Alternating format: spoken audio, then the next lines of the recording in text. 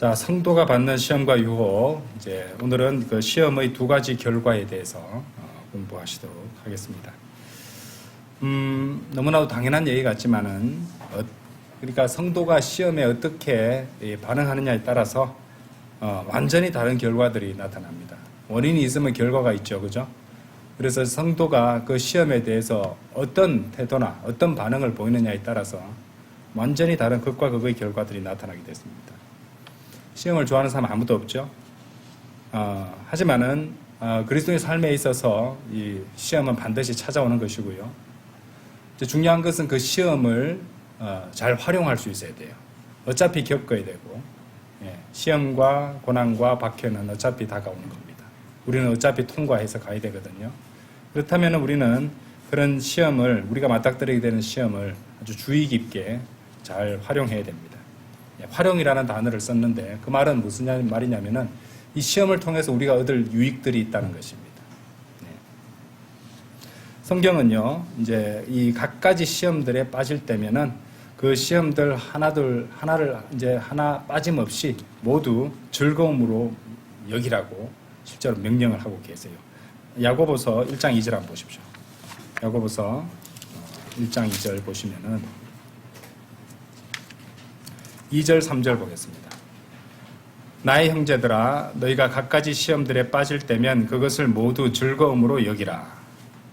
이제 이유가 나옵니다. 이는 너희 믿음의 시련이 인내를 이룬다는 이것을 알기 때문이라.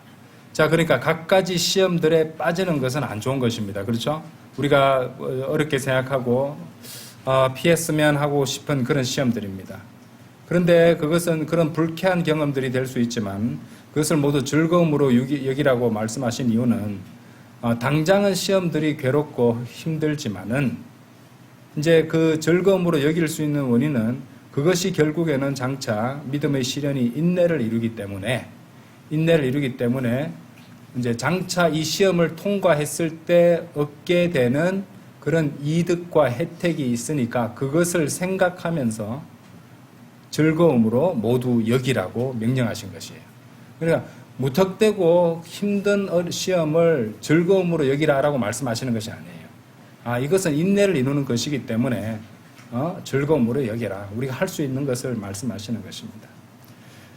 자, 그처럼 성도는 시험에 빠졌을 때 신음하고 흐느껴 울 것이 아니라 그 시험 하나하나를 갖다가 우리 성도 각자의 삶에 있어서 유익하고 이로운 어떤 기회로 계기로 삼을 수 있어야 되겠습니다.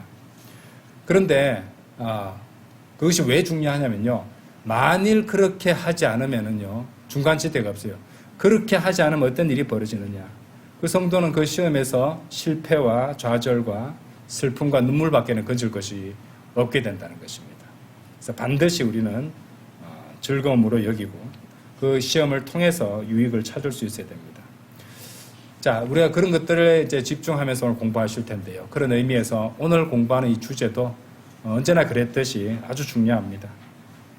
우리가 시험에 어떻게 대응하느냐에 따라서 어떤 마음가짐으로 대하느냐에 따라서 완전히 다른 두 가지 결과를 낳게 되기 때문이죠. 네. 자, 시험의 두 가지 결과입니다. 첫 번째는요.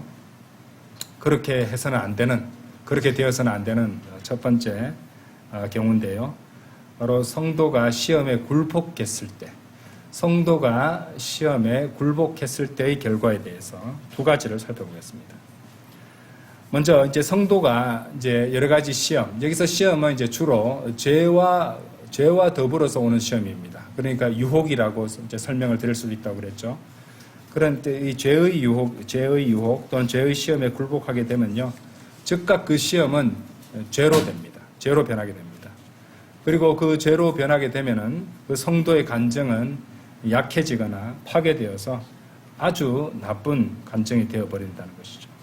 이렇게 죄에 빠지게 되면은, 시험에 빠져서 죄에 빠지게 되면은 이제 수치를 느낄 수밖에 없게 되고 또 다른 사람들에게, 죄인들에게 복음을 전하기가 부끄러워지며 심지어는 교회 출석도 싫어지게 됩니다. 왜냐하면 불편하거든요. 그래서 교회 출석도 부끄러워서 출석하기 싫어진다. 이것이 이 죄의 끔찍함이라고 말할 수 있습니다. 그래서 이 성도는 죄에 빠지지 말고 그렇게 간증을 상실하지 않도록 시험의 단계부터 극복해야 된다는 것이죠. 시험의 단계에서 말씀드렸잖아요. 하나님께서는 우리가 감당할 수 있는 시험만 보내시고 우리가 이겨낼 수 있는 시험만 주시기 때문에 이 시험의 단계에서만 잘해서 극복을 하면은 죄나 간증이 파괴되는 일까지 이어지지 않을 수 있다는 것이에요. 이 점을 우리는 분명히 생각해야 됩니다. 자, 이제 좀 더 이런 문제에 대해서 자세히 살펴볼 텐데요. 사실 이제 말씀을 선포하는 선포자로서 저도 저 자신을 돌아볼 수밖에 없습니다. 왜냐하면은 이제 거의 대부분의 경우에 제가 선포하는 말씀들은 동시에 저 자신도 겨냥하고 있는 말씀들이거든요. 그래서 항상 이제 마음속으로도 기도드리고 평소에도 기도드리는 것은 이 말씀을 선포하는 자로서 제가 위선자가 되지 않도록 주님께서 이제 깨우쳐 주시고 늘 채찍질해 주시고 이제 가르쳐 주십시오. 이렇게 기도드릴 수밖에 없다는 것이죠. 이제 말씀을 전하는 입장이 돼버리면요, 어떨 때 보면은 타성에 젖어버릴 수도 있거든요. 제가 아주 경계하는 바입니다. 자, 야고보서 1장 펼쳐 놓으셨죠? 이제 이 같은 장에 나옵니다. 14절, 15절 보세요. 그러면은 이제 이 문맥이 연결되고 있는 부분이라는 걸 알 수 있잖아요. 그죠? 14절, 15절 한번 보시겠습니다. 그러나 그가 자기 자신의 정욕에 이끌려 유혹을 받을 때 모든 사람이 저마다 시험을 받는 것이라. 그렇다면 정욕이 잉태할 때 그것이 죄를 낳고 죄는 그것이 이루어졌을 때 사망을 낳느니라. 여기 보시면은 이제 아까 제가 먼저 말씀드렸듯이 이제 시험, 죄, 나쁜 간증 이런 사이클을 말씀드렸잖아요. 그죠? 시험이 왔을 때 시험을 이기지 못하고 굴복해버리면 그것이 죄가 되고 간증을 망쳐버린다는 이런 사이클을 말씀드렸는데 이 15절에 보시면은 이 정욕, 죄, 사망이라는 사이클이 또 제시되고 있습니다. 정욕, 죄, 사망. 그러니까 이제 여기서 정욕, 죄, 사망에서 두 번째 이 죄의 단계가 이제 아까 말씀드렸던 시험, 죄, 나쁜 간증에서 이제 두 번째 간증인 죄 서로 동일합니다. 그래서 이 죄로 인한 사망이야말로 또 정말로 나쁜 간증이라고 또 할 수 있잖아요. 그렇죠? 그래서 일맥상통한다 이래 볼 수 있습니다. 그런데 15절에서 정욕이 언급되기 전에 14절에 보시면은 정욕이라는 단어도 나오고 유혹이라는 단어도 나오고 시험이라는 단어도 모두 언급되고 있습니다. 그렇죠? 그러니까 지금 우리가 다루고 있는 주제에 그대로 부합하는 말씀입니다. 그래서 항상 기억할 것은 이 시험은 그처럼 이제 그러니까 유혹은요, 이 죄의 유혹은 당연히 그 죄의 유혹이라는 말이 보여주는 것처럼 시험은 아주 죄와 가까운 관계에 있다. 아주 가까이 있는 상황입니다. 그래서 그 상황에서 이 시험을 갖다가 잘 극복하지 못하고 즉각적으로 처리하지 못하면은 거기서 이렇게 어슬렁거리다가 마귀가 툭 쳐버리면 죄로 떨어지게 될 수 있단 말이에요. 그러니까 정신을 바짝 차려야 되는 상황입니다. 그래서 우리는 주의하고 또 주의를 해야 된다는 것이죠. 이제 너무도 잘 아는 말씀이지만 이런 것들에 대한 해결책도 우리는 늘 받고 있습니다. 로마서 8장 한번 열어보세요. 로마서 8장 이 13절에 보시면은 자, 사망이라는 그 개념을 아까 봤었는데 이는 만일 너희가 육신을 따라 산다면 너희는 죽을 것이기 때문이라. 그러나 만일 너희가 성령을 통하여 몸의 행실들을 죽이면 너희는 살리라. 그렇죠? 간단합니다. 이건 우리가 모두 알고 있는 얘기입니다. 그렇죠? 우리가 우리 육신을 죽은 것으로 이제 간주하고 그렇게 여기고 항상 성령 충만을 추구하는 그런 삶으로서 지속적으로 그렇게 분투해야 되죠. 그렇게 해서 육신의 정욕을 이루지 않을 수 있다는 것입니다. 자, 정욕이 그리고 또 죄, 사망 이런 사이클도 봤었는데 어쨌든 이런 죄와 연관된 시험에 빠지게 되면요, 단순히 이제 그것만 위험해지는 것이 아니라 우리 성도에 있어서 거의 생명만 우리가 갖고 있는 이 성도의 생명과 직결되는 가장 중요한 요소가 위협받게 됩니다. 무엇이냐? 하나님과의 교제입니다. 하나님과의 교제가 위험한 상태에 놓이게 돼요. 요한 1서 1장 한번 가보십시오. 자, 요한 1서 1장 6절에서 9절까지 보겠습니다. 만일 우리 자신이 그분과 교제가 있다고 말하면서 어둠 가운데 살아간다면 우리는 거짓말하는 것이며 진리를 행하는 것이 아니니라. 그러나 만일 우리가 그분께서 빛 가운데 계신 것 같이 빛 가운데 살아간다면 우리가 서로 간에 교제가 있는 것이며 그분의 아들이신 예수 그리스도의 피가 우리를 모든 죄에서 정결하게 하시느니라. 자, 이 7절 부분이 또 특히 중요하죠. 만일 우리가 그분께서 빛 가운데 계신 것 같이 빛 가운데 살아간다면 우리가 서로 간에 교제가 있는 것이며 그분의 아들이신 예수 그리스도의 피가 우리를 모든 죄에서 정결하게 하시느니라. 만일 우리가 자신에게 아무 죄도 없다고 말한다면 우리는 스스로를 속이는 것이요 진리가 우리 안에 있지 아니하느니라. 만일 우리가 우리의 죄들을 자백한다면 그분께서는 신실하시고 정의로우셔서 우리에게 우리의 죄들을 용서하시고 모든 불의에서 우리를 정결하게 하시느니라. 많이 보셨던 말씀이라 여러분 잘 아실 것입니다. 처럼 죄는 아까도 이제 죄 지은 것이 부끄러워서 교회 출석도 망설이게 될 수 있다 이런 말씀드렸잖아요. 그것만 봐도 알 수 있습니다. 그래서 이제 죄에 빠져 있거나 죄를 짓게 되면은 성령님을 모시고 있는 그 안에 성령님 모시고 있는 성도들과의 교제도 어렵게 돼요. 그렇죠? 나아가기 힘들어질 수도 있단 말입니다. 그런데 가장 심각한 문제는 하나님과의 교제가, 그죠? 구원받은 다른 성도들과의 얼굴 보기도 좀 불편해지는데 어떻게 하나님과 그렇게 되겠습니까? 그죠? 하나님은 또 지극히 거룩하신 분인데 어떻게 교제가 이어질 수 있겠습니까? 하나님과의 교제가 단절되게 된다는 것이죠. 그래서 그리스도인은 어떻게 되냐면은 자, 이 말을 갖다 오해하시면 안 되는 것이 그럼 그리스도인은 절대로 이제 뭐 죄를 갖다가 지을 수도 없는 그러니까 그리스도인이라면 죄를 절대로 짓지 않고 그렇게 항상 거룩한 삶을 갖다가 살아야지 그리스도인 아니냐. 어떻게 그리스도인이 죄를 짓는다는 말을 하느냐. 이렇게 말하는 사람들도 있습니다. 이 주제권 구원론을 갖다가 주장하는 사람들은 그렇게 주장할 것이에요. 얼마 전 타계했던 존 메가더 목사님 같은 경우는 그렇게 한단 말입니다. 그런데 이제 이 말씀만 봐도 우리는 알 수 있잖아요. 그죠? 그러니까 그리스도인들도 아직 몸이 구속받지 않았기 때문에 상황과 조건이 주어지면은 크고 작은 죄를 지을 수 있습니다.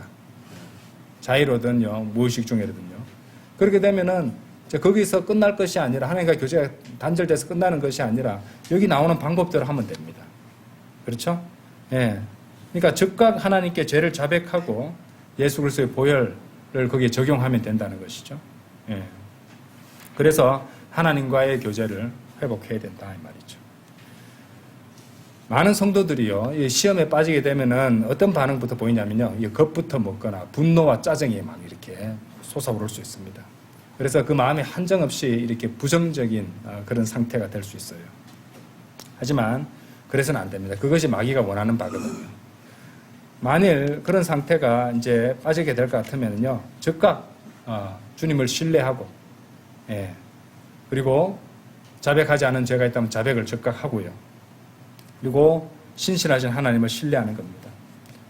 하나님께서는 성도에게 아까도 말씀드렸지만은 감당할 수 있는 그런 시험만 허락하시고 필요한 시험만 허락하신다는 것이고, 그렇죠? 그리고 시험을 이제 당하게 되면은 그 피할 길도 만들어 주신다고 약속하셨습니다. 우리 이미 공부하셨죠? 다시 보겠습니다. 고린도전서 10장 13절이에요.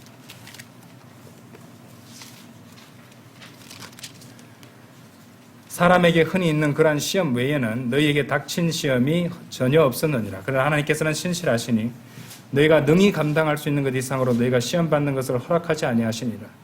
그러나 너희가 그것을 능히 감당할 수 있도록 시험과 더불어 빠져나올 길도 마련하시리라. 여러분들 이 말씀 굉장히 강력한 말씀입니다. 이 말씀을 마음판에 새겨 두시고 늘 주장하십시오. 그런데 많은 사람들이 간과하는 부분이 어딘지 아십니까? 제일 첫 번째 부분이에요. 사람에게 흔히 있는 그러한 시험 외에는 너희에게 닥친 시험이 전혀 없었느니라. 왜 성령님께서 이거 기록하신지 아십니까? 시험이나 고난에 빠지면요, 자신이 세상에서 가장 힘든 시간을 보내고 있다고 생각합니다, 사람은. 이상하죠? 네, 자기밖에 몰라서 그래요. 다른 사람 마음에 들어가 보지 않았잖아요, 그죠? 자기보다 더 힘든 사람이 있다는 것을 생각을 못 합니다. 조금이라도 힘든 거 있으면요, 자신이 세상에서 가장 불행한 사람이고 가장 힘든 사람이 돼버립니다. 다른 사람 입장에는 전혀 안 들어와요. 안중에 안 들어와요. 그래서 하나님께서 가르쳐 주시는 것이, 야, 네가 그렇게 너 자신, 네가 받는 그 시험이라든지 그것을 특별히 굉장히 특별한 것으로 만들까 싶어서 내가 굳이 이렇게 기록해 두었단다. 응? 사람에게 흔히 있는 그러한 시험 외에는 너에게 닥친 시험이 전혀 없었느니라. 아, 그거 특별한 거 아니야. 흔히 있는 거야. 왜 그렇게 아주 거창하게 무슨 연속곡 찍는 것도 아니고 왜 그렇게 특별하시하고 자신이 대단한 것을 다 하고 있는 것이냐. 그렇게 부정적인 마음이 되어서 믿음 없이 구느냐. 이렇게 하나님께서 책망하실지도 모릅니다. 항상 기억하세요. 예. 내가 어떤 여한 일을 당한다 할지라도 특별한 건 아니다. 그리고 나보다 더 힘든 상황을 통과하는 사람은 언제나 있다. 어떤 사람이 자기가 가장 센 줄 알았대요. 그런데 이제 좀 더 넓은 물에 가보니까 나보다 센 사람은 항상 있다는 것을 깨닫게 되었다는 말, 그런 말이 있지 않습니까? 그렇죠? 그래서 정말입니다. 나보다 똑똑한 사람은 언제나 있습니다. 나보다 힘센 사람은 언제나 있습니다. 항상 생각하십시오. 어서될 것도 없습니다. 그리고 내가 겪는 그 시험이나 어려움이 특별할 것 전혀 없습니다. 때로는 인생에 살다 보면요, 좀 부정적인 일이 한 2개나 3개나 동시에 일어날 때 있잖아요. 예. 마귀가 그렇게 사소한 것, 잔잔한 것, 자동차 펑크가 터졌는데 애는 다쳤다 그러고, 직장에서는 뭐가 해가지고 또 사고를 쳐가지고 뭐 또 다 엉망으로 내가 다 물어내야 되는, 이런 일 한 번에 생기면 사람들 폭발하기 쉽습니다. 근데 그런 것도 하나님께서 허락하셨다면 뭐라고 되어 있어요? 사람에게 흔히 있는 그러한 시험이다. 별거 아니다, 이렇게 생각하는 게 굉장히 중요해요. 아시겠죠? 특별하다고 생각하지 마십시오. 본인을 너무 특별하게 생각하면 안 돼요.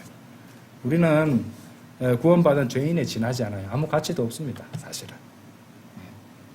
구원받은 사실, 성령님의 내주하시는 성전이 됐다는 그 사실 외에는 아무것도 없습니다. 내세울 게. 사실 그렇습니다. 자, 그 다음 성도가 시험에 굴복했을 때의 결과, 이제 두 번째는요, 시험에 굴복해서 성도가 그것에 빠져들면요, 그 시험은 단순히 그 성도를 올무에 가둘 뿐만 아니라 거기서 멈추는 게 아니에요. 올무에 이제 갇히게, 올무에 걸리게 할 뿐만 아니라 거기서 멈추는 것이 아니라 더 나아가서 여러 가지 어리석고 해로운 정욕들에 더욱 빠지게 만듭니다. 심각하죠? 예, 그것을 보여주는 증거 말씀이 있어요. 디모데전서 6장 9절이에요.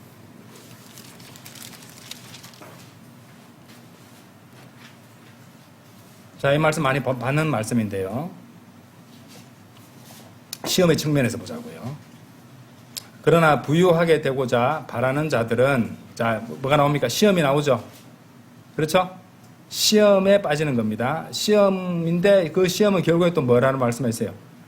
올무라고 말씀하셨어요. 그죠? 올무, 스네어. 잡으려고 딱 이렇게, 이런 거 있잖아요. 그 동물들 자주 다니는 지역에 철사 같은 걸로 이렇게 해서 도망가면 도망갈수록 더 조이는 거 있잖아요. 땡기면 땡길수록 더 조여지고, 그죠? 예. 점점 벗어나려고 하면 벗어날수록 더 강하게 옥죄는 것. 이런 것들이 스네어.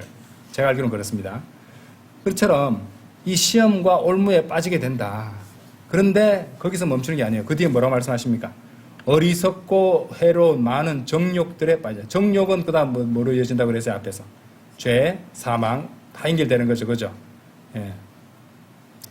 그래서 줄줄이 뒤에 부정적인 것들이 다 기다리고 있는 거예요, 이 사이클 안에서. 많은 정욕들에 빠지나니 그것들은 사람들의, 그 다음 뭐가 나옵니까? 그 다음 단계가. 멸망과 파멸 속에 잠기게 하느니라. 잘 보세요. 그럼 여기서 시험의 측면에서 봤을 때 시험, 그리고 뭐야? 그 다음에 뭐예요? 올무, 그 다음에 해로운 많은 정욕들, 그 다음에 멸망, 파멸입니다. 그럼 어떻게 해야 돼요? 시험 단계에서부터 빨리 바로 잡아야 되는 거예요. 그 뒤로까지 굳이 확인하려고 해서는 안 됩니다. 그렇죠? 예. 그래서 이런 거를 단계로 딱 제시해 두신 것이에요. 예. 빠지지 말라고.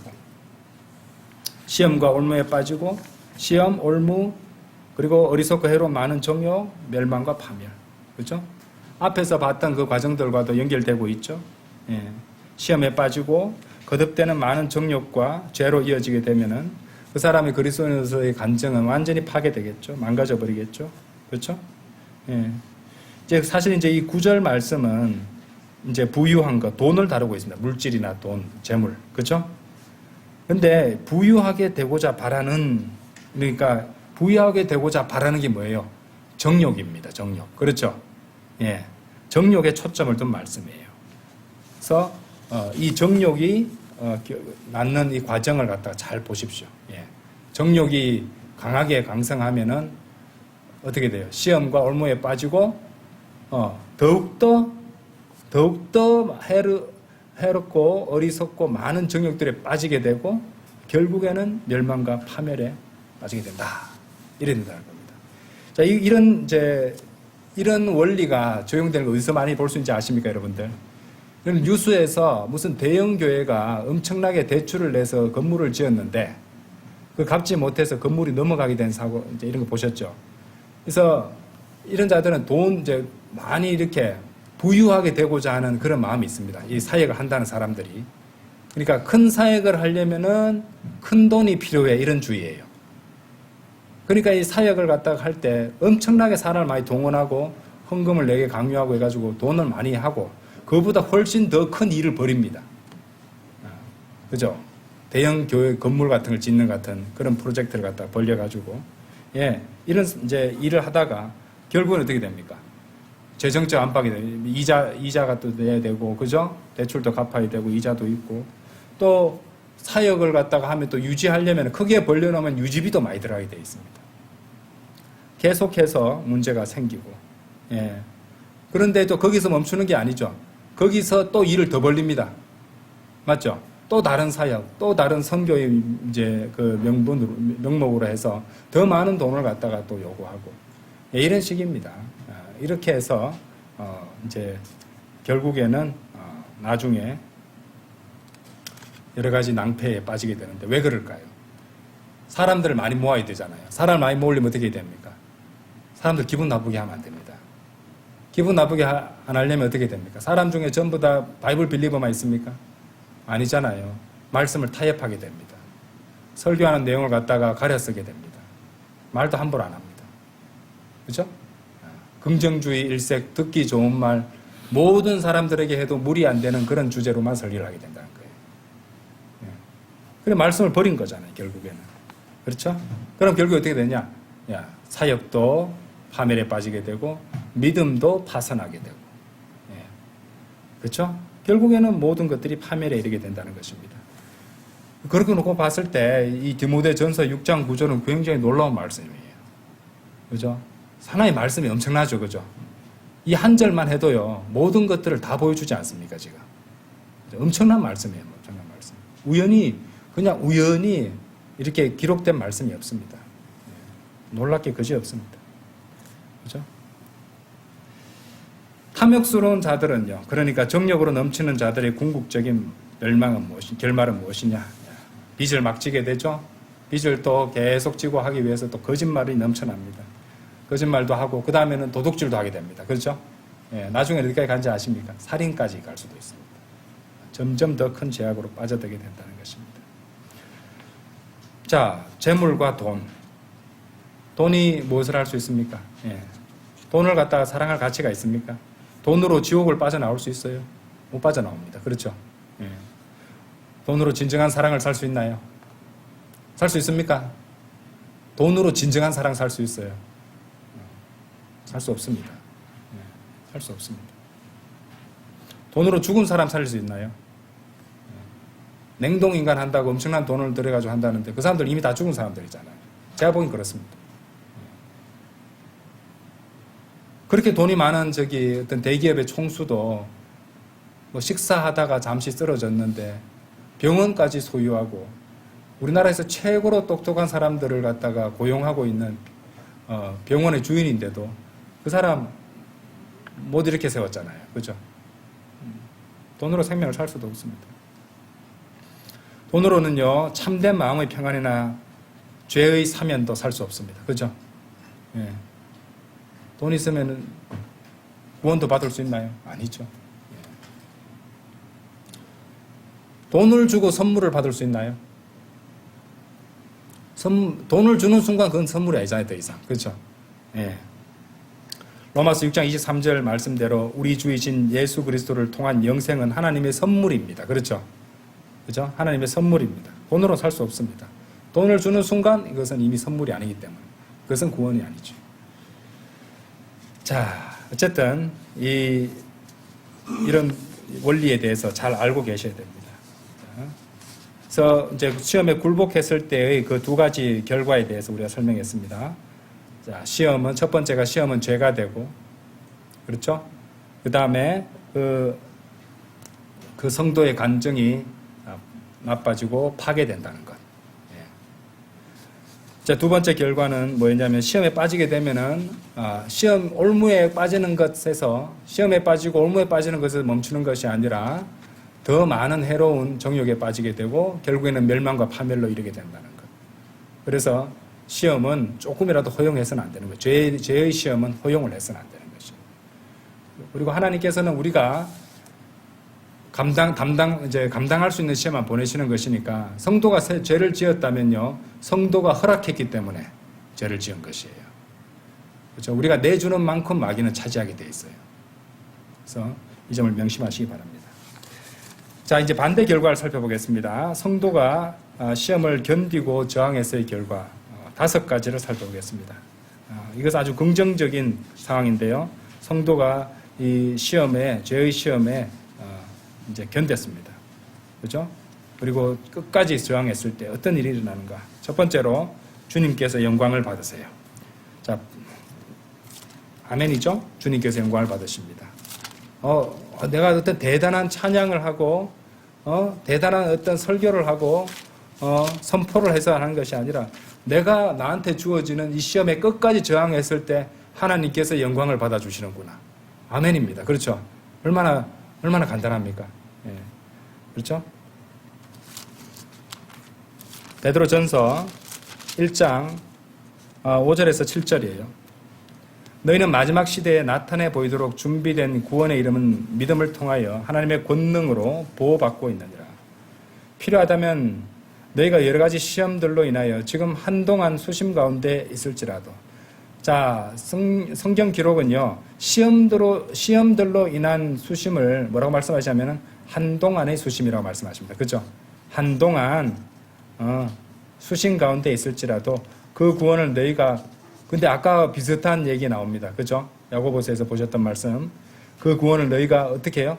대단히 크게 기뻐하는 겁니다. 그냥 크게 기뻐하는 것도 아니고 대단히 크게 기뻐하니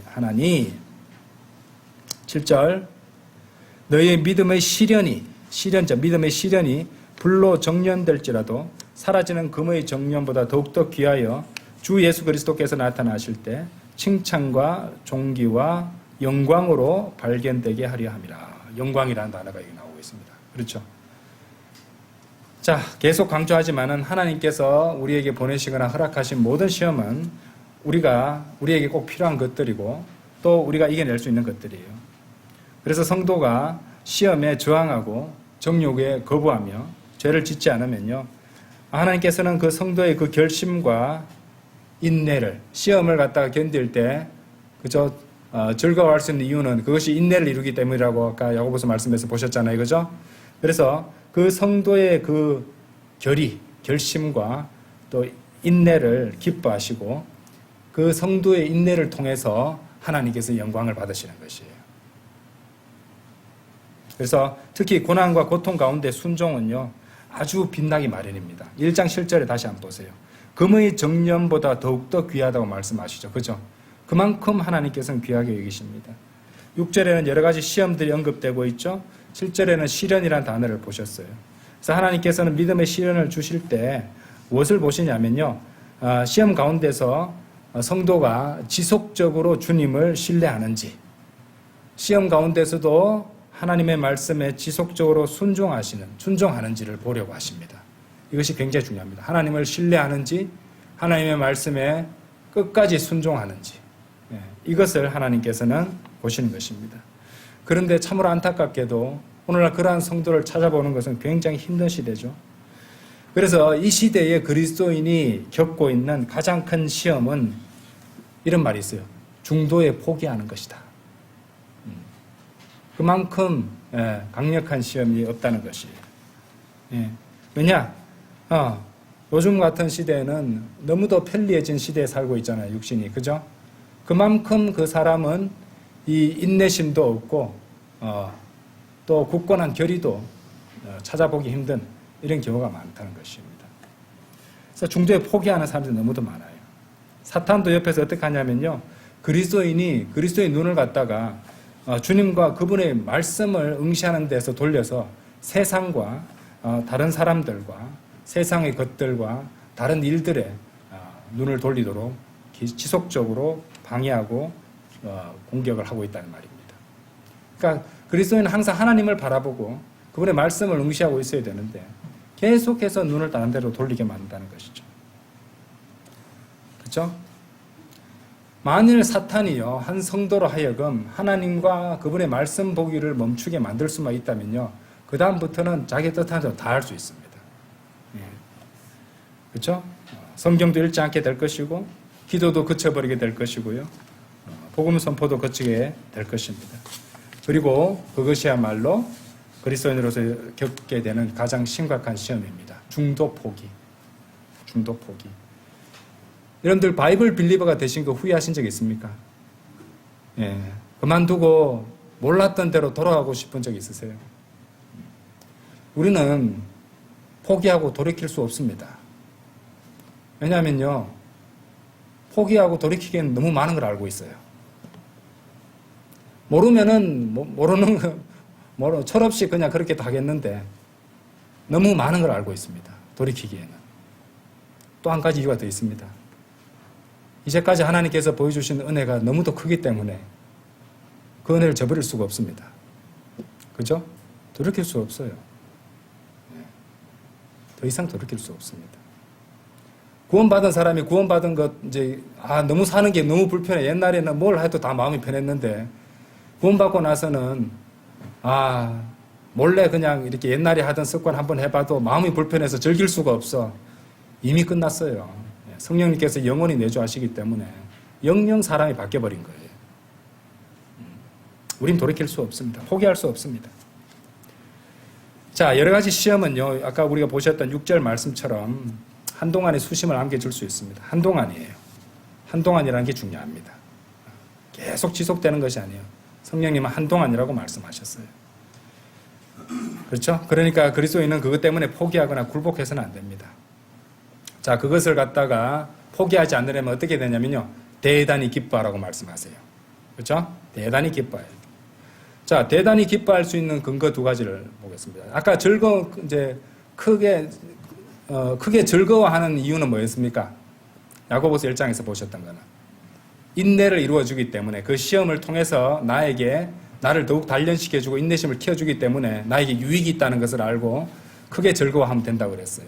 자, 여기서 대단히 크게 기뻐해야 될 것 두 가지가 있습니다. 첫 번째는요, 영원한 지옥의 형벌에서부터 구원받은 것입니다. 언제라도 우리는 아멘 아멘 하면서 하나님께 찬양하고 기뻐할 수 있습니다. 또 무엇을 대단히 크게 기뻐할 수 있냐? 1장 5절 보세요. 베드로전서 1장 5절. 너희는 마지막 시대에 나타내 보이도록 준비된 구원에 이르는 믿음을 통하여 하나님의 권능으로 보호받고 있느니라. 결국에는 휴거의 복된 소망을 가리켜서 말씀하시는 거거든요. 그래서 언젠가는 반드시 오게 될 휴거의 복된 소망으로 인해서 우린 대단히 기뻐할 수 있습니다. 그러니까 이미 이루어진 구원, 그렇죠? 예? 이미 이루어진 구원, 그리고 장차 이루어질 구원, 우리 몸이 구속받고 휴거되는 것, 그렇죠? 이것을 대단히 크게 기뻐할 수 있습니다. 하나님, 이 베드로전서 1장을 통해서 우리가 그 진리를 발견하게 되는 것이에요. 그렇죠? 그래서 우리는 그 두 가지를 갖다가 마음에 굳건히 붙잡아야 됩니다. 그래서 낙심함이 없이 믿음의 훌륭한 싸움을 계속 싸워 나가야 됩니다. 대단히 기뻐해야 되고요. 포기하지 않고 시험과 정욕에 지속적으로 대항해야 되고, 지속적으로 하나님을 신뢰하고 지속적으로 하나님의 말씀에 순종하며 살아가야 됩니다. 그렇게 되면 세상 사람들이 그 사람들 우리가 그렇게 살아가는 것을 보면서 우리를 사랑하지는 않을지언정 우리를 갖다가 존중하게 될 것이에요. 저 사람은 신앙은 확실한 것 같다. 내가 저 신앙을 인정하지는 않지만. 그렇죠? 그리고 하나님께 영광이 돌려진다는 것입니다. 7절 말씀대로 예수 그리스도께서 나타나실 때 칭찬과 존귀와 영광으로 발견될 수 있다는 것이죠. 그래서 우리 그리스도인들은요, 포기하지 않고 계속 나아가야 됩니다. 믿음의 훌륭한 삶을 지속해야 된다는 것이죠. 자, 우리가 그리스도인으로서 빛의 자녀들로서 지속적으로 세상에 빛을 비추며 살아간다면 어떤 일이 이제 생기는가? 하나님께서 영광 받으세요. 자, 증거 구절이 있습니다. 마태복음 5장 16절.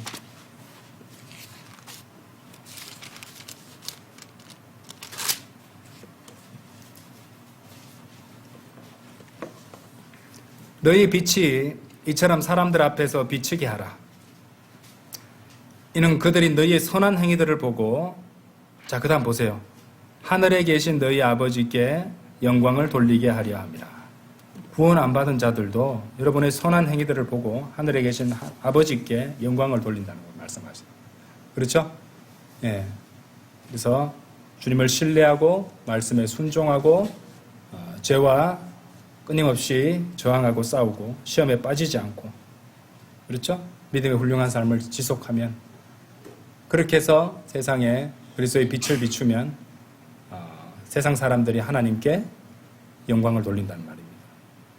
아시겠죠? 자, 두 번째로 시험에 저항했을 때, 끝까지 견뎠을 때의 결과, 두 번째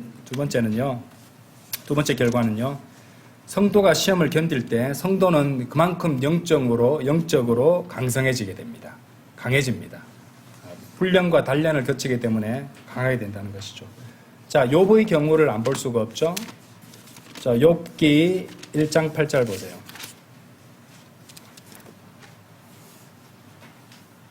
욥기 1장 8절.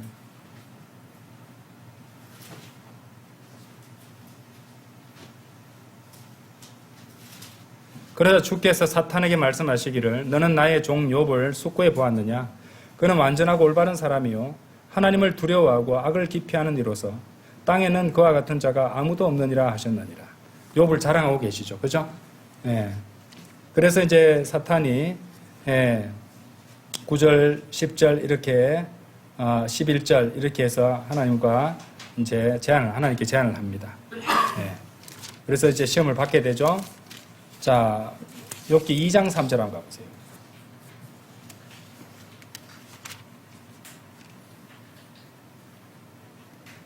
자, 그 뒤에 2장 3절. 그러자 주께서 사탄에게 말씀하시기를 너는 나의 종 욥을 숙고해 보았느냐? 그는 완전하고 올바른 사람이요 하나님을 두려워하고 악을 기피하는 자로서 땅에는 그와 같은 자가 아무도 없느니라. 그런즉 잘 보세요. 비록 네가 그를 대적하여 나를 움직여 그를 까닭없이 멸하려 하였을지라도 그는 여전히 그의 온전함을 고수하고 있느니라. 일단 욥은 사탄이 주는 시험을 통과를 했습니다. 그렇죠? 통과하고 1차 시험을 통과한 그 내용을 갖다가 말씀하고 계시는 것이에요. 그래서 이 욥기 1장 8절과 욥기 2장 3절은요. 분명히 하나님께서 욥을 사탄에게 자랑하시는 대목이 많습니다. 물론 우리가 이제 욥기 전체를 읽어보게 되면 욥에게도 문제가 있었어요. 예, 은밀한 자기의라는 문제가 있었습니다. 그리고 그것에 대해서 하나님께서 마지막에 바로 잡아주세요. 예. 그리고 욥이 이제 진심으로 그걸 회개하게 되는 대목이 나오는데요. 일단 그것을 생각하지 이제 않는다 해도, 예, 생각하지 않아도 여기서는 우리가 확실히 이 욥이 시험과 시련을 통과하면서 이제 하나님 말씀에 따르면은 온전함을 고수하고 있었다고 말씀하시잖아요. 그죠? 하나님께서 그렇게 인정해 주시는 것입니다. 그리고 욥이 이제 그 모든 고난을 겪고서도 영적으로 성숙하고 또 굳건한 믿음을 갖추어서 이렇게 고백하는 대목도 나옵니다. 자, 욥기 13장도 한번 보세요. 욥기 13장. 13장 15절.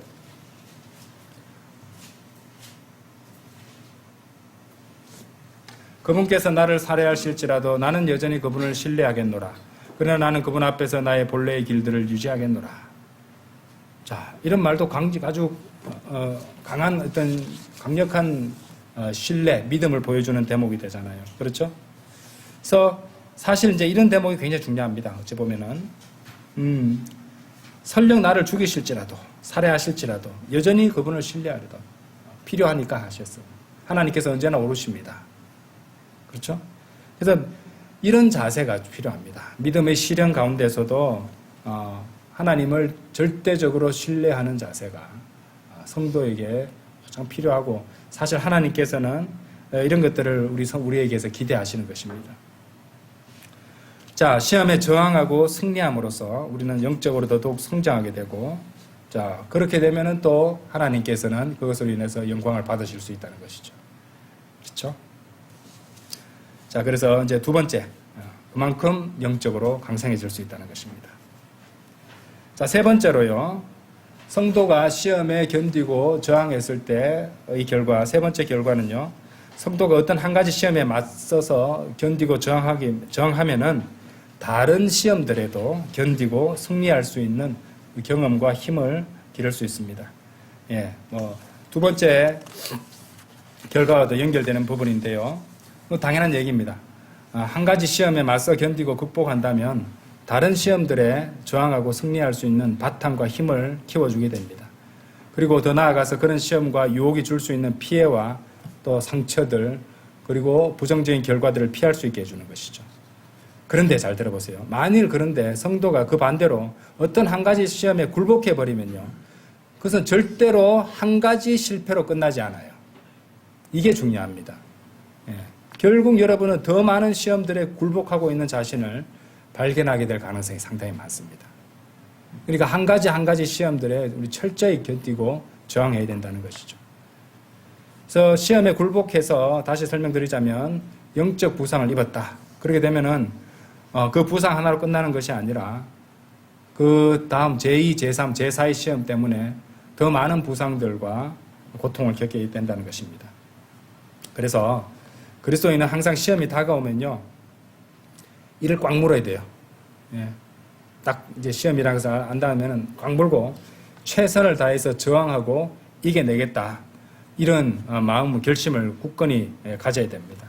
이것이 현명한 자세예요. 영어 표현에 grit이라는 단어 있어요. G-R-I-T, grit.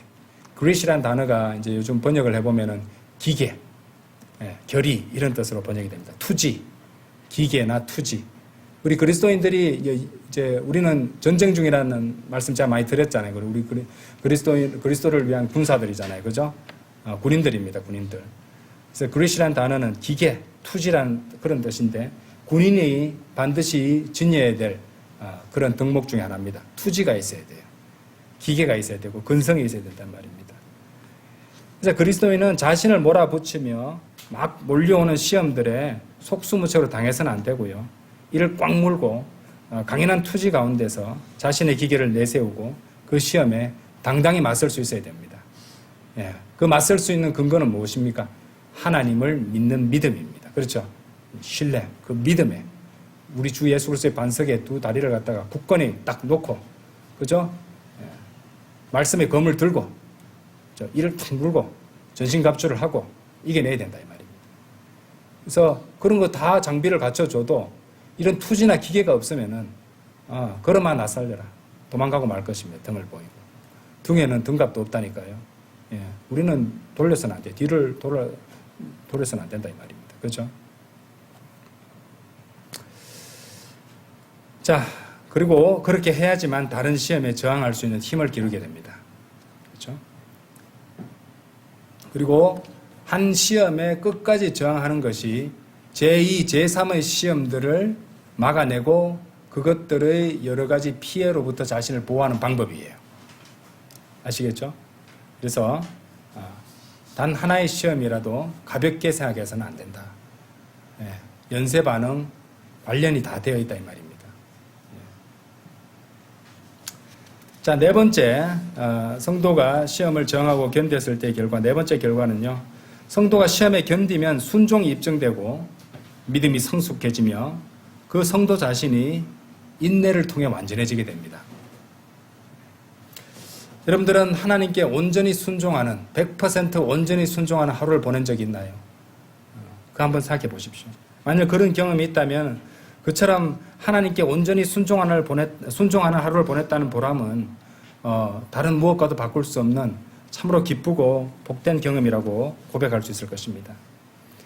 근데 성도가 하나님을 기쁘게 해드리는 것을 생각해 보면은 그리 복잡하고 어려울 것도 없습니다. 가깝고 쉬운 것부터 말씀드리자면은 오늘만 생각해 보세요. 오늘 그냥 아침에 이제 일찍 일어나서 준비해서 교회에 출석해서 그렇죠? 주님께 경배 드리는 것, 죄를 거부하는 것, 말씀에 순종하는 것. 이런 삶을 하루를 보내면은 하나님께서 기뻐하시지 않겠습니까? 그렇죠? 자, 그런데 사실 이제 하나님의 말씀에 온전히 순종하는 하루를 보냈다고 간증할 수 있는 사람 손 들어보라고 하면 그렇게 많지 않습니다. 99%까지는 모르겠는데 아까 1% 그것 때문에 좀 그래요. 이런 것도 있다 이 말이죠. 자, 근데 사실은 생각해 보세요. 하나님께 온전히 순종하는 하루를 보냈다는 이 간증이야말로 참으로 그리스도인에게 중요한 간증 아니겠습니까? 그런데 하나님의 말씀에 온전히 순종하기 위해서 그렇다면 무엇이, 어떤 자질이 필요한가? 많은 자질들이 필요하겠지만은요, 뭐니 해도 필요한 한 가지는 아까도 말씀드렸던 인내입니다. 순종에는 뭐가 필요해요? 인내가 필요해요. 인내가 필요합니다. 인내심이 없기 때문에 말씀에 순종하지 못할 때가 많습니다. 그렇죠? 아까 보셨던 말씀 다시 한번 보겠습니다. 야고보서 1장 다시 돌아가셔서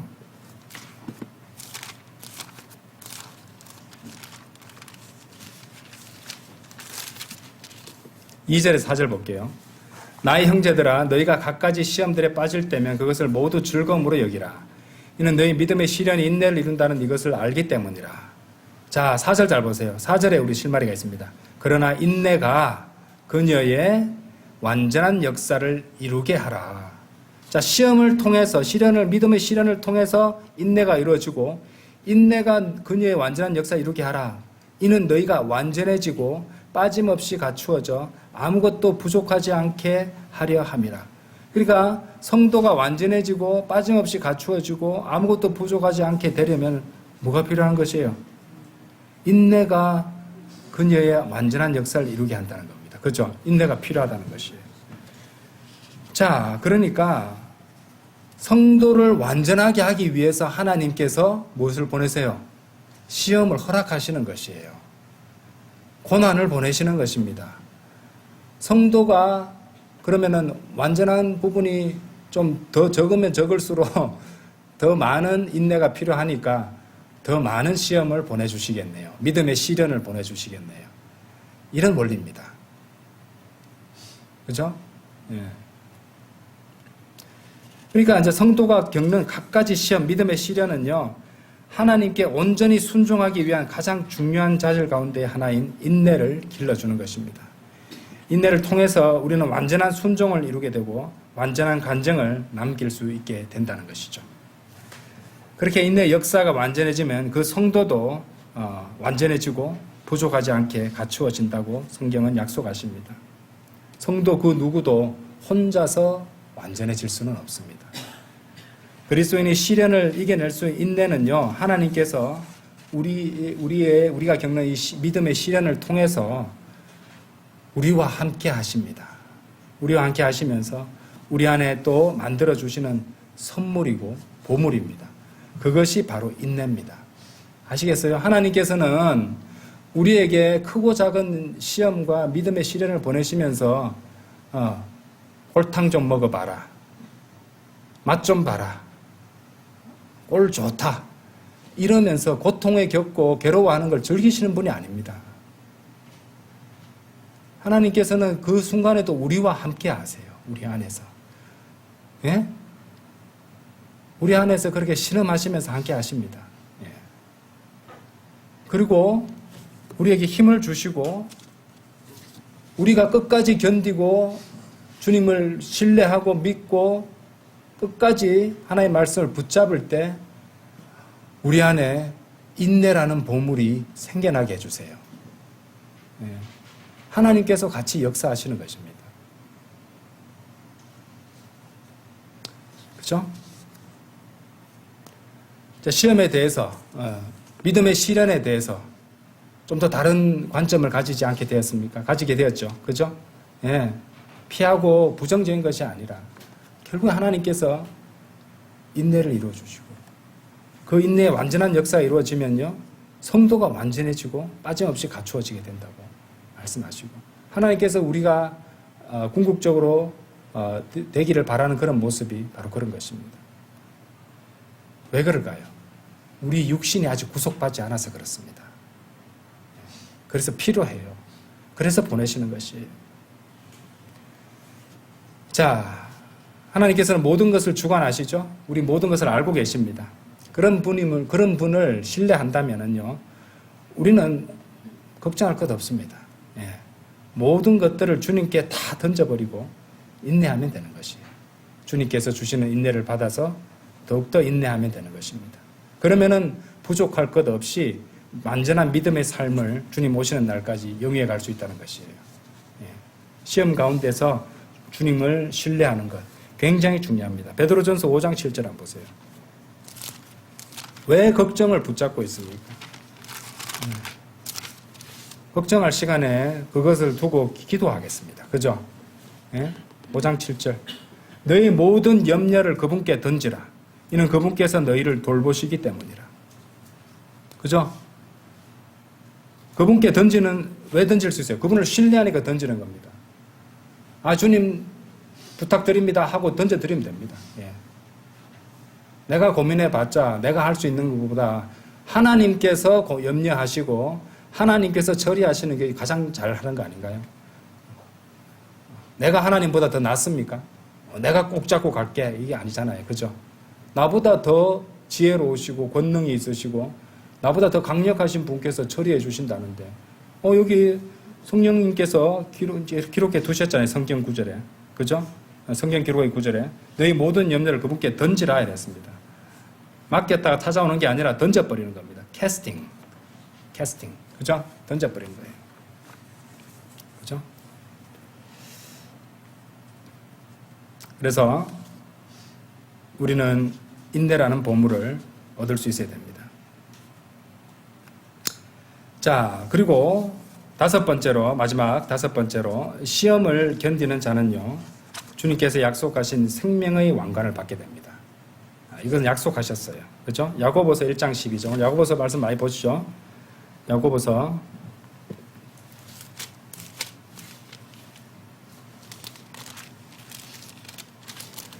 그러니까 여기 이제 야고보서의 1장에서 앞에 인내를 이룬 것이 우연이 아닙니다. 그죠? 인내를 갖다가 말씀하셨잖아요. 3절에서 인내, 4절에서 인내 하시고 나서 1장 12절에서 뭐라고 말씀하시냐면요. 시험을 견디는 걸 말씀하세요. 시험을 견디는 사람은 복되도다. 예. 6번째 결과가 되네요. 복되다. 시험을 견디면 복되다. 또 되네요. 그렇죠. 시험을 견디는 사람은 복되도다. 어리석게 하나님을 원망하고 죄에 빠지고, 그죠? 믿음을 놓아버리고 의심을 갖다가 하고 말씀을 던져버릴 것이 아니라 끝까지 하나님을 신뢰하고 인내를 갖고, 그죠? 하나님 말씀에 순종하는 것. 이것이 견디는 것이에요. 믿음을 놔버리는 것이 아니라. 시험을 견디는 사람 복되도다. 이는 그가 시련을 받은 후에, 역시 나오죠. 시련을 받은 후에라고 나오죠. 그죠? 믿음의 시련입니다. 인내를 이루는 시험이에요. 주께서 그분을 사랑하는 자들에게 약속하신 생명의 왕관을 그가 받을 것이기 때문이라. 자, 시험을 견디는 자들에게 복되다고 말씀하시고 그 생명의 왕관을 갖다가 주신다고 하셨는데 조건적인 보상이죠. 따지고 보면은 끝까지 견딘 후에, 그죠? 그분을 사랑하는 자들에게 약속하신 생명의 왕관이다. 이제 어디까지나 행위에 따른 보상입니다. 행위에 따른 상급이죠. 그죠? 우리 그리스도인들이 받게 되는 왕관들은 우리가 구원받고 나서 우리 몸으로 행한 것들에 대해서 받는 상들이거든요. 예, 행위와 연관된 것들이에요. 자, 이 왕관을 우리는 그리스도의 심판석에서 밟게 될 것인데, 그리스도의 심판석에 관한 말씀 한번 간단히 볼게요. 고린도전서 3장 가보세요. 빨리 하겠습니다.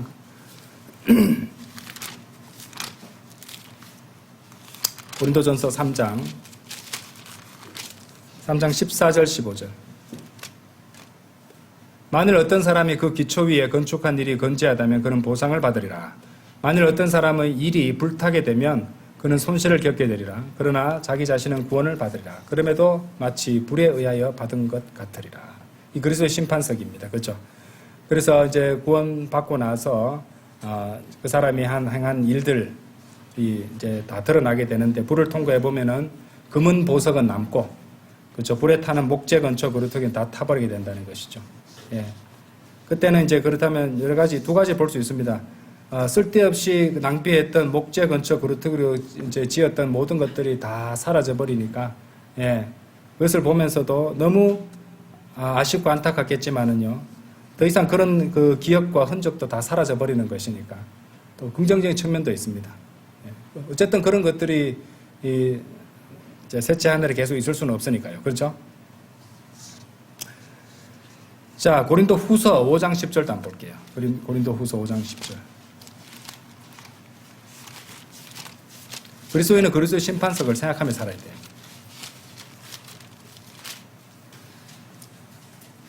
5장 10절.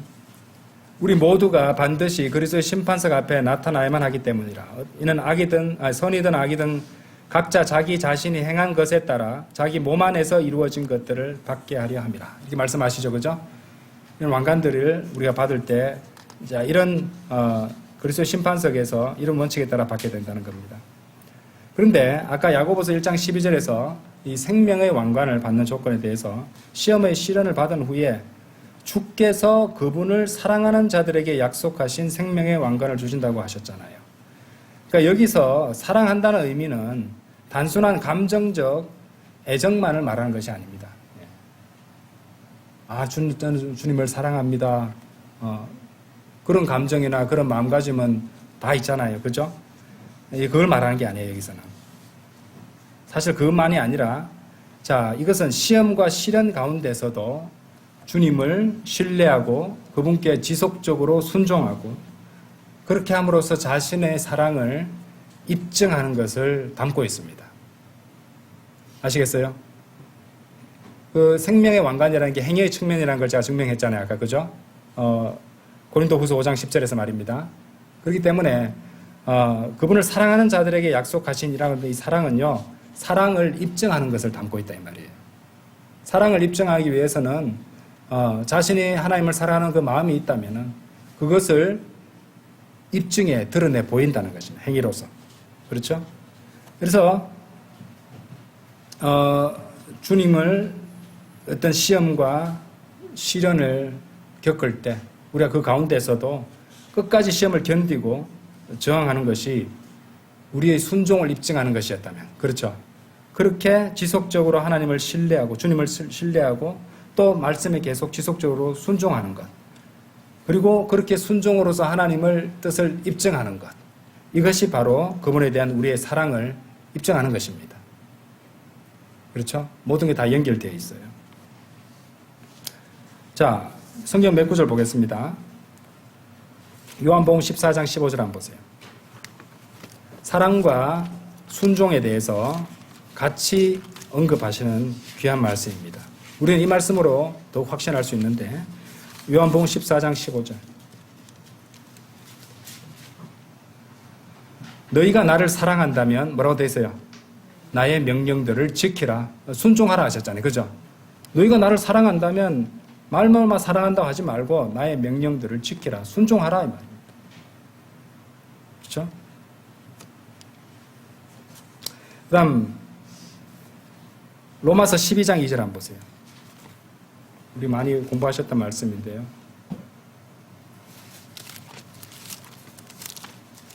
로마서 12장 2절.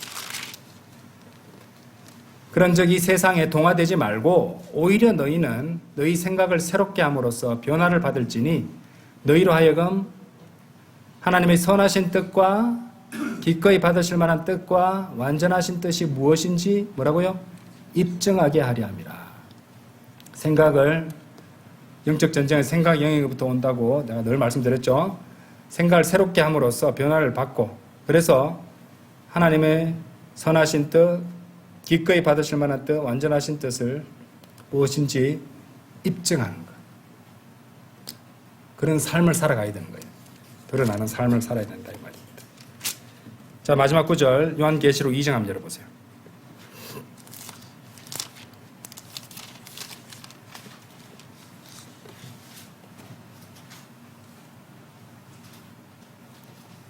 주께서 그분을 사랑하는 자들에게 약속하신 생명의 왕관을 주신다고 그랬어요. 이 사랑은 어떤 사랑인가? 요한계시록 2장 4절입니다. 그럼에도 불구하고 내가 너를 반대하는 것이 다소 있나니 네가 너의 뭐라고 돼 있어요? 처음 사랑을 버린 까닭이라 했습니다. 처음 사랑을 버린 까닭이라. 처음 사랑이었죠? 5절 보세요. 그러므로 네가 어디에서부터 떨어졌는지 기억하고 회개하여 처음 사랑을 하라고 하셨어요? 처음 행위들을 하라. 그러지 않고 네가 회개하지 않으면 내가 너에게 속히 오겠고 너의 등잔대를 그의 위치에서 옮기겠노라. 그렇죠? 행위. 처음 사랑을 버렸으니까 처음 행위들을 하라. 두 개가 밀접하게 연결해서 제시하고 계시죠. 그죠? 우연일까요? 성령님께서 말실수하셨어요? 아닙니다. 이게 다 연결되어 있습니다. 그러니까 처음에 구원받았을 때 밀월관계처럼 그런 감정, 사랑의 감정, 기쁜 감정, 주님을 잘 섬기고 말씀에 순종하고 하나님의 말씀 읽을 때 너무 연애 편지 읽는 것처럼 너무 즐겁고 놀랍고 그런 감정의 영역들은 좀 지나면 지납니다. 그러면은 처음 그렇게 했던 그 감정으로 했던 그 행위들을 갖다 우리는 굳건히 붙잡고 또 해야 되는 것이에요. 하나님의 말씀, 그 어떤 시련이 닥쳐와도, 시험이 닥쳐와도, 고난이 닥쳐와도 하나님을 신뢰하기를 멈추거나 하나님의 말씀을 순종하기를 멈추거나 그럼하죠. 그런 일 없이 그럼에도 불구하고 여전히 말씀을 붙잡고 하나님의 말씀에 순종하며 그분을 절대적으로 신뢰하는 삶을 살아가는 것. 그것이 하나님을 사랑하는 사람들이 자신의 사랑을 입증하는 방식입니다. 그렇죠? 시험에 저항하는 것, 끝까지 견디는 것, 죄에 빠지지 않는 것. 예? 예. 그래서 주님께서 주시는 그 인내로 자신의 간증을 지켜나가는 사람. 그 사람이 하나님의 사랑을 입증하는 사람입니다. 그래서 오늘 제가 이 시험에 대한 다른 이제 두 가지 결과들을 봤는데요. 간단합니다. 그죠? 시험에 굴복했을 때, 시험을 끝까지 견뎠을 때, 진짜 천지차입니다. 그렇죠? 우리 모든 성도들이, 하나님을 사랑하기를, 입증하기를 단 한순간도 멈추지 않는 그런 성도들로 늘 서 있기를 간절히 기도합니다. 다 같이 기도드리겠습니다.